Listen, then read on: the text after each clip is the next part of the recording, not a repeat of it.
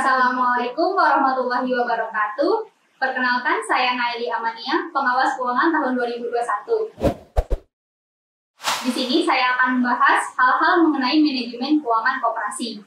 Beberapa hal yang akan saya bahas yaitu mengenai konsep dasar, ruang lingkup, urgensi, manfaat, dan juga pola dan alur dari manajemen keuangan koperasi. Baik, untuk yang pertama-tama saya akan menjelaskan mengenai definisi dari manajemen keuangan koperasi. Secara definisi, manajemen keuangan koperasi adalah pengimplementasian atau penerapan fungsi-fungsi manajemen dalam bidang keuangan dalam suatu perusahaan, dan dalam hal ini koperasi, yaitu bagaimana perencanaan analisisnya, kemudian bagaimana pengendalian keuangannya.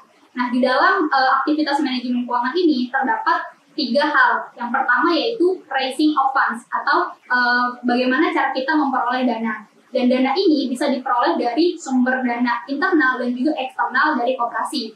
Untuk sumber dana internal ini didapatkan dari anggota koperasi, dan untuk sumber dana eksternal ini bisa didapatkan dari pihak ketiga seperti pinjaman bank dan sebagainya.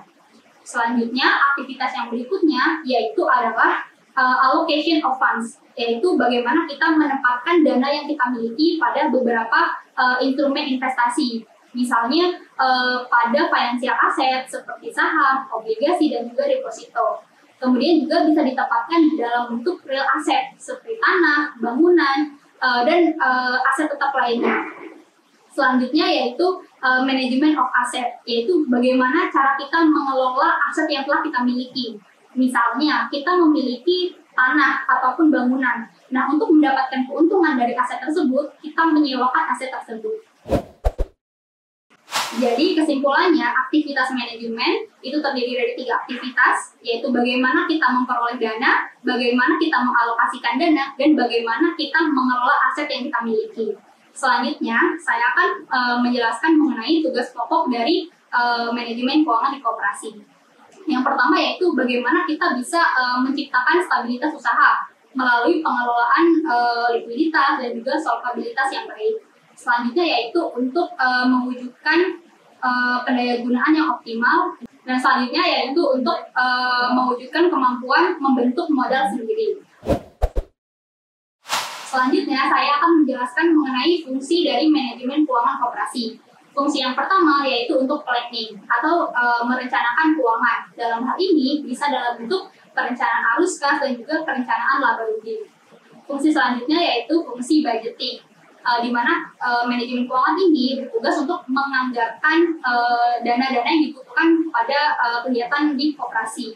Selanjutnya yaitu adalah controlling. Controlling ini berarti kita mengontrol ataupun juga mengendalikan keuangan pada kegiatan-kegiatan yang ada di koperasi. Selanjutnya yaitu adalah reporting. Reporting ini adalah pelaporan.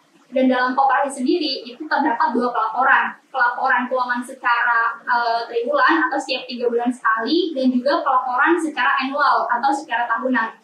Dan untuk laporan keuangan tahunan ini nantinya akan dipertanggungjawabkan di rapat anggota tahunan. Dan selanjutnya yaitu fungsi auditing. Fungsi ini yaitu bagaimana seorang manajer keuangan bisa memastikan apakah nilai-nilai atau angka-angka yang tercantum dalam laporan keuangan itu sudah sesuai dengan standar akuntansi yang berlaku umum. Selanjutnya saya akan menjelaskan mengenai manfaat dari manajemen keuangan koperasi. Yang pertama yaitu keuangan perusahaan dapat dikendalikan dengan baik, kemudian dana yang dimiliki perusahaan atau koperasi itu dapat digunakan dengan maksimal, kemudian terciptanya struktur modal yang sehat, lalu juga aman untuk berinvestasi, dan juga untuk memberikan kepastian kepada para pemegang saham. Dalam hal ini yaitu anggota koperasi. Selanjutnya saya akan menjelaskan mengenai urgensi dan juga tanggung jawab dari manajemen keuangan koperasi.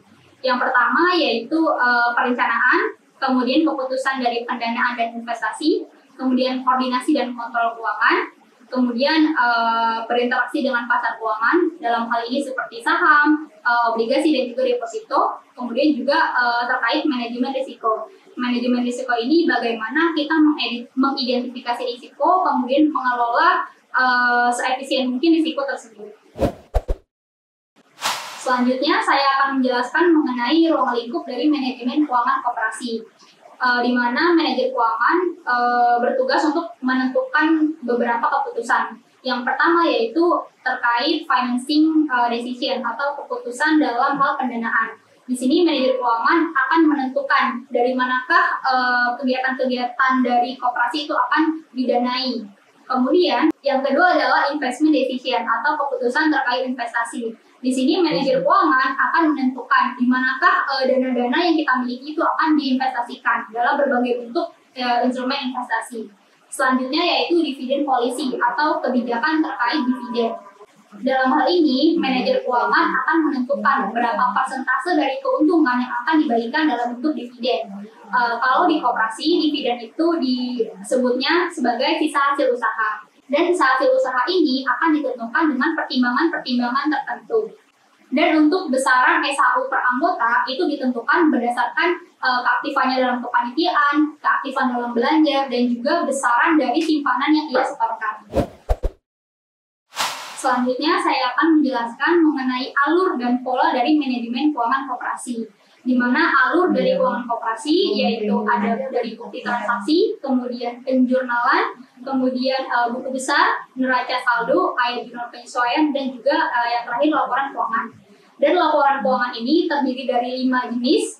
Yang pertama yaitu laporan laba rugi, laporan posisi keuangan, laporan arus kas, laporan perubahan ekuitas, dan juga catatan atas laporan keuangan. Selanjutnya saya akan menjelaskan mengenai pola dari manajemen keuangan koperasi. Dalam laporan posisi keuangan koperasi itu terdapat 3 pos. Yang pertama yaitu aset, kemudian yang kedua liabilitas, dan yang ketiga adalah ekuitas. Untuk yang pertama yaitu aset, itu terdiri dari 2 kategori lagi, yaitu aset lancar dan juga aset tidak lancar. Untuk aset lancar ini terdiri dari kas dan sarakas, kemudian deposito, persediaan, perlengkapan, dan juga piutang. Dan untuk aset tidak lancar itu terdiri dari aset tetap. Selanjutnya saya akan menjelaskan mengenai liabilitas. Di dalam liabilitas di koperasi itu terdapat simpanan sukarela anggota, kemudian juga ada dana pendidikan dan dana sosial. Untuk dana pendidikan dan dana sosial ini didapatkan dari sisa hasil usaha yang beberapa persentasenya disisihkan untuk mendanai kegiatan seperti kegiatan Dikmen, Diksa, dan juga Dikjud. Dan untuk dana sosial ini untuk mendanai kegiatan yang diadakan oleh Pokma Charity. Kemudian liabilitas selanjutnya yaitu ada hutang usaha, kemudian juga ada dana untuk pengurus dan juga pengawas. Selanjutnya saya akan menjelaskan mengenai ekuitas atau modal yang dimiliki oleh Pokma.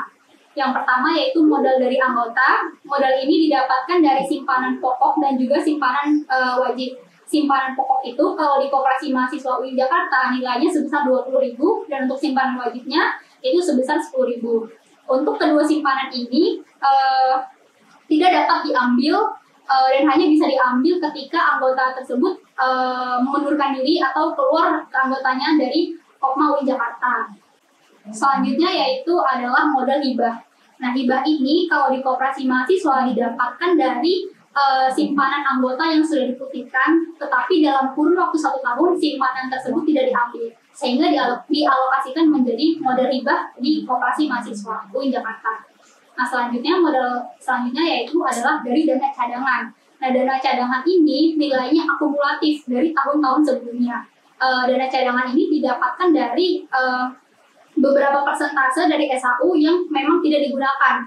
Tujuan dari pembentukan dana cadangan ini adalah untuk memupuk modal usaha Pokma. Dan untuk dana cadangan ini nilainya akan bertambah ketika usaha di koperasi tersebut menghasilkan keuntungan dan akan berkurang ketika usahanya mengalami kerugian. Lalu untuk ekuitas selanjutnya itu dari SHU tahun berjalan. Manajemen keuangan ini berkaitan dengan penerapan fungsi-fungsi manajemen dalam bidang keuangan, yaitu terkait aktivitas bagaimana perolehan dana, bagaimana pengalokasian dana, dan juga bagaimana mengelola aset yang dimiliki. Kemudian tujuan dari manajemen keuangan ini adalah agar keuangan dari koperasi tersebut terjaga likuiditasnya dan juga solvabilitasnya. Sekian dari saya, terima kasih atas waktu dan perhatiannya. Saya akhiri, wassalamualaikum warahmatullahi wabarakatuh.